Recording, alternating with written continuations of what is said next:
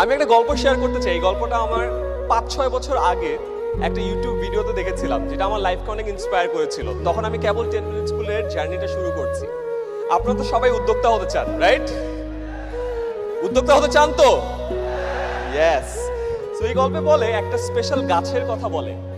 এই গাছটার নাম হলো চাইনিজ ব্যাম্বু ট্রি। চায়নাতে এক ধরনের বাঁশের গাছ হয়।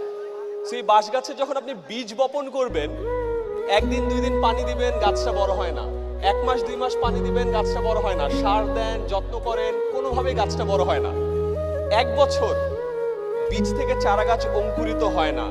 2 বছর, 3 বছর, 4 বছর পর ফাইনালি ওই বীজ থেকে অঙ্কুরিত হয়ে চারা গাছটা মাটির উপরে ওঠে এবং এরপরে মাত্র 4 সপ্তাহে চারা গাছটা 90 ফুট লম্বা বাঁশের গাছ হয়। কয় ফুট? 90 ফুট। এই গল্পটার সাথে আপনাদের সবার লাইফের মিল আছে।